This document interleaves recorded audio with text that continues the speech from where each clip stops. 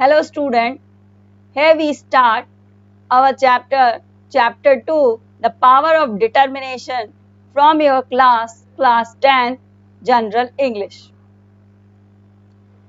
This is a chapter of the power of determination. So we saw that here is a real story of Dr. Glenn Cunningham. He became severely disabled a fire accident in his childhood. The lesson highlighted the power of determination he had and how this power enabled him to struggle against and overcome the challenge and become the greatest runner of the world. So, in this chapter, Hindi explanation, first paragraph, here we saw the little country schoolhouse was heated by an old-fashioned pot-bellied coal stove. ये कहानी real story है, वास्तविक कहानी है. यहाँ पर हम doctor Glenn Cunningham के बचपन के एक घटना के बारे में हम वर्णन सुन रहे हैं, पढ़ रहे हैं. The little country schoolhouse was heated by an old-fashioned pot-bellied coal stove. एक little country means एक छोटा देश में स्कूल हाउस, एक छोटा सा उसका स्कूल हाउस था. was heated, ठंड के समय में was heated यानी उसे गर्म किया जाता था. by an old-fashioned, पुराने तरीके का, old fashioned means पुराने तरीके का, एक उनके पास पोर्ट बेलिड कोल स्टोव था, कोयले से चलने वाला एक स्टोव जो कि बेली यानी जिसका पेट इस प्रकार का हो, पॉट के समान, पॉट यानी घड़े के आकार का एक कोल स्टोव था उनके यहाँ. उससे उस लिटिल हाउस को गर्म किया जाता था.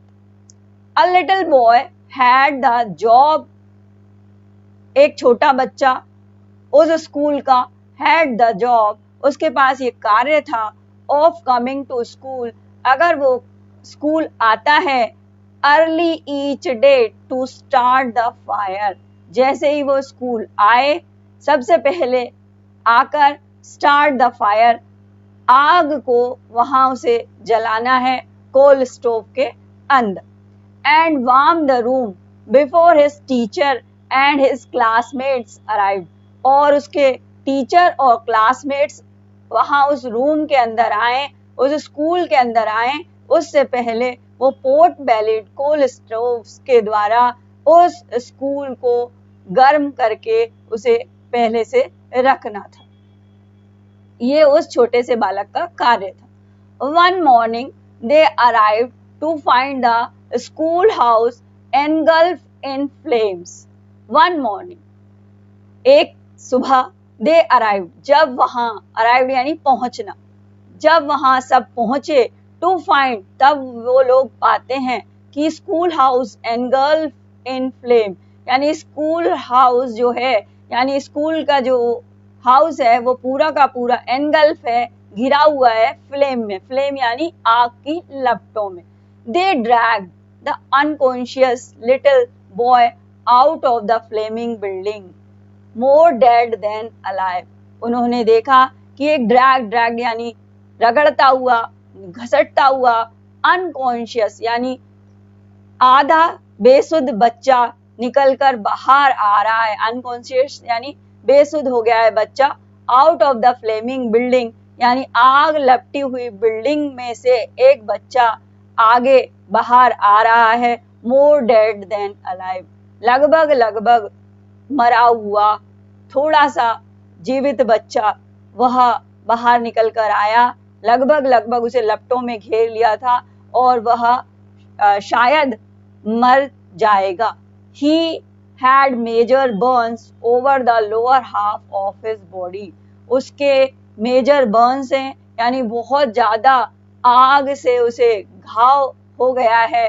Over the lower half of his body, उसकी बॉडी के नीचे वाले आधे हिस्से में बहुत बड़े बड़े आग के जलने से घाव हो गए हैं। And was taken to nearby county hospital, nearby यानी पास के एक कंट्री हॉस्पिटल में उस बच्चे को ले जाया गया।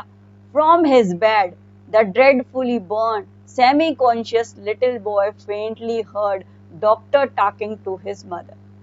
फ्रॉम हिज बेड, अपने बिस्तर पर लेटे लेटे, द ड्रेडफुली बर्न यानी बहुत भयानक रूप से जला हुआ वह बच्चा, सेमी कॉन्शियस रूप में यानी आधा बेसुध अवस्था में यानी आधा बेहोश था वो।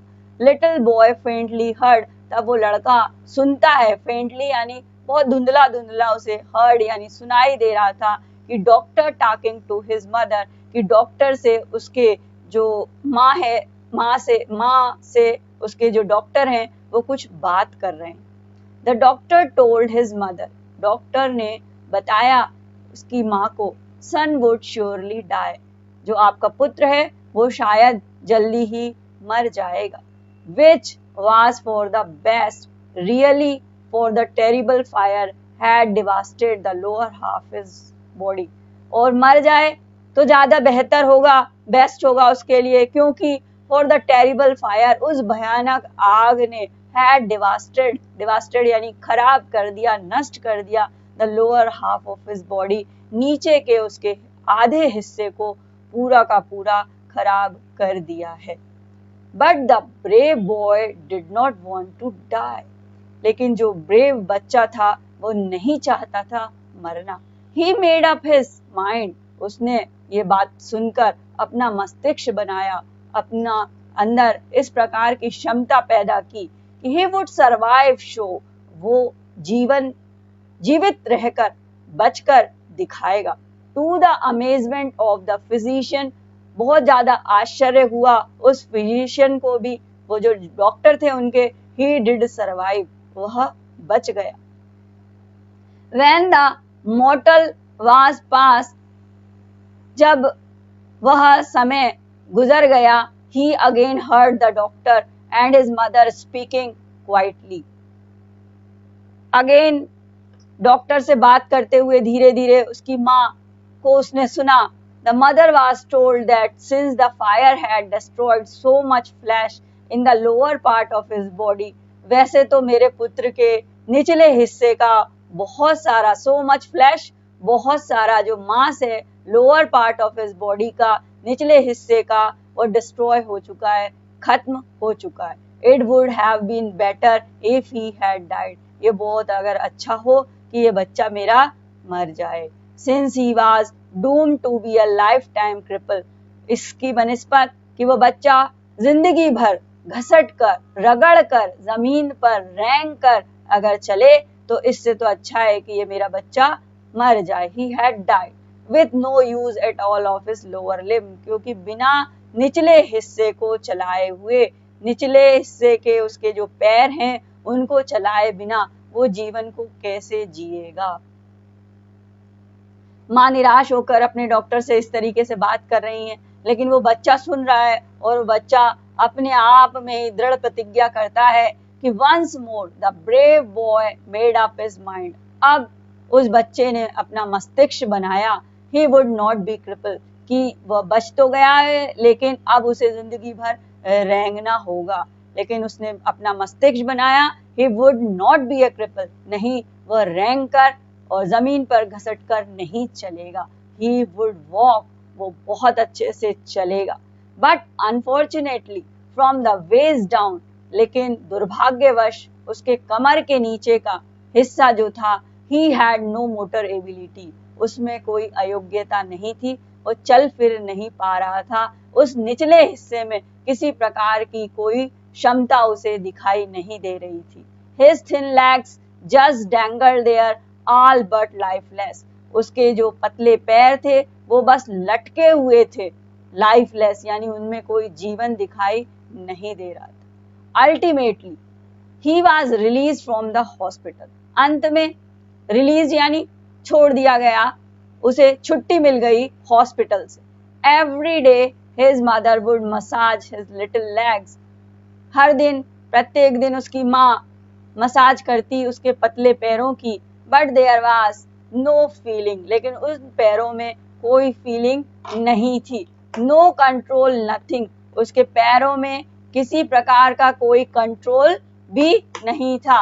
Yet this determination that he would walk as strong as ever, ये तो उसका डिटर्मिनेशन ही था कि he would walk, कि वो चल पाए as strong as ever, जैसे कि शक्ति से वो पहले चल पाता था उसी तरीके से वो चल पाए। ये उसके डिटर्मिनेशन के ऊपर है, उसके दृढ़ प्रतिज्ञा के ऊपर है। When he was not in bed, he was confined to a wheelchair, अगर वो बेड पर नहीं रहता तो उसे व्हील चेयर दे दी जाती, व्हील चेयर पर बैठकर वो इधर उधर घूमता। वन सन्नी डे, एक सूर्य निकलता हुआ बहुत शानदार दिन था। His mother wheeled him out in a yard, उसकी माँ उसे व्हील चेयर पर बिठाकर आगे की ओर घुमाती हुई अपने घर के यार्ड में लेकर गई, बाहर मैदान में लेके गई। गेट सम फ्रेश एयर, वहां जाकर वो एक कुछ ताजी हवा को ग्रहण कर सके। This day instead of sitting there he threw himself from the chair, आज उस बच्चे ने एक नया अपने अंदर डिटरमाइंड हुआ वो बच्चा, और उसने सोचा कि आज मैं कुछ अलग करूंगा, आज मैं चलने की अपनी कोशिश को करके देखूंगा। This day instead of sitting there, आज उस बच्चे ने बैठे रहने की जगह, इंस्टेड यानी की जगह, सिटिंग यानी बैठना, देयर यानी वहां, वहां बैठने की जगह ही थ्रू हिमसेल्फ, थ्रू यानी फेंक दिया, उसने अपने आप को, हिमसेल्फ यानी स्वयं को फेंक दिया, फ्रॉम द चेयर, उस चेयर पे से, चेयर पर से उसने अपने आप को फेंक दिया। ही pulled himself across the grass, और उसने अपने आप को गिरा लिया ग्रास के ऊपर, मैदान की घास के ऊपर। Dragging his legs behind him, और अपने पीछे पीछे चलता रहा, अपने पैरों को रगड़ते हुए, घसीटते हुए मैदान में चलता रहा। He worked his way to white picket fence bordering their lot, वहां पर उसके आसपास, उसके मैदान में, यार्ड में व्हाइट पिकेट फेंस हो रही थी और आसपास बॉर्डर भी हो रहा था। विद ग्रेट एफर्ट, बहुत परेशानी से, बहुत मुश्किल से, he raised himself up on the fence, उसने अपने आप को खड़ा किया। ही रेज्ड हिमसेल्फ, उसने अपने आप को खड़ा किया ऑन द फेंस, फेंस के सहारे। आसपास जो बागड़ लगी हुई थी, आसपास जो कांटे नुमा जो झाड़ी लगी हुई थी, उस पर वह खड़ा हो गया। देन स्टेक बाय स्टेक, तब कदम दर कदम, ही बिगेन ड्रैगिंग हिमसेल्फ, उसने अपने आप को रगड़ना, उसने अपने आप को मैदान में इस प्रकार से चलना देखा, अलोंग द फेंस, फेंस के सहारे सहारे। Resolve that he would walk, थोड़े समय बाद उसने देखा कि वो थोड़ा थोड़ा चल पा रहा है। He started to do this every day, और ये काम उसने रोज करना शुरू कर दिया। प्रत्येक दिन वो व्हील चेयर पर से अपने आप को नीचे गिरा लेता और धीरे धीरे रेंगने की कोशिश वो जमीन पर करने लगा और उठकर फेंस के सहारे कुछ चलने की कोशिश भी करने लगा।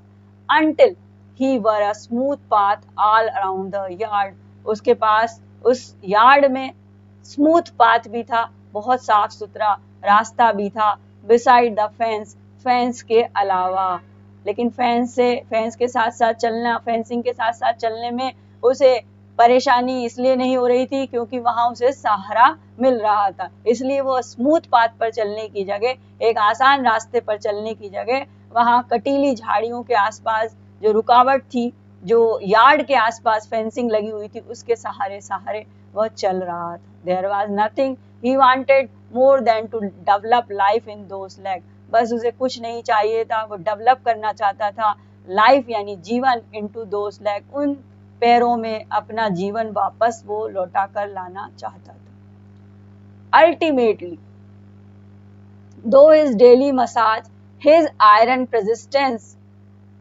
अंत में उसके डेली मसाज उसकी माँ के द्वारा किए जाने पर, हिज आयरन रेजिस्टेंस, आयरन यानी लोह, रेजिस्टेंस यानी कोशिश, जो लोह प्रतिज्ञा कर ली थी उसने, दृढ़ प्रतिज्ञा कर ली थी, एंड हिज रिजोल्यूट डिटर्मिनेशन, और बहुत ज्यादा लगातार उसकी जो मेहनत थी, he did develop the ability to stand up, उसने अपने अंदर एबिलिटी यानी योग्यता, डेवलप यानी उत्पन्न कर लेना, अपने आप में उसने ये योग्यता उत्पन्न कर ली थी टू स्टैंड अप, खड़े होने की, then to walk haltingly, then to walk by himself and then to run, पहले उसने सहारे से चलना शुरू किया, देन वॉक बाय हिमसेल्फ, और स्वयं से चलना शुरू किया, और धीरे धीरे धीरे धीरे उसने अपने आप को रन करने लायक भी बना लिया, दौड़ने लायक भी बना लिया।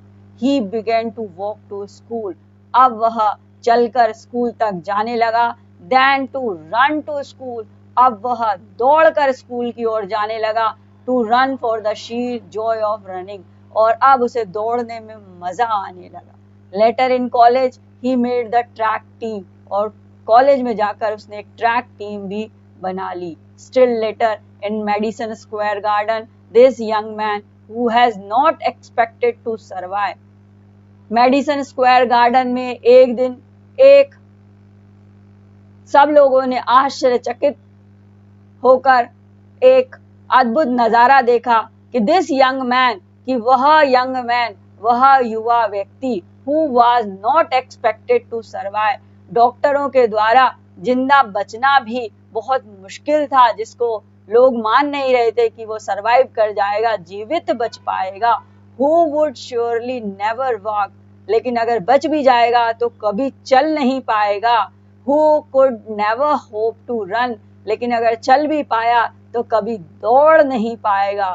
This determined young man is दृढ़ प्रतिज्ञ डॉक्टर गैन कलिंगहैम ran the world's fastest mile, सबसे लंबी, दुनिया की सबसे लंबी दौड़ उस डॉक्टर ग्लेन कलिंगहम ने दौड़ कर दिखाई, जीत कर दिखाई। ये उनकी दृढ़ प्रतिज्ञा की क्षमता थी, द पावर ऑफ डिटर्मिनेशन था। तब डॉक्टर कनिंघम जीत गए उस दृढ़ प्रतिज्ञा की क्षमता को। शरीर में ये हमें मानना चाहिए कि हम जैसा सोचते हैं वैसा ही हमारा शरीर हो जाता है। हमारी क्षमता, हमारी पावर हमारे शरीर में नहीं, हमारे थॉट में है, हमारी सोच में है। थैंक्स।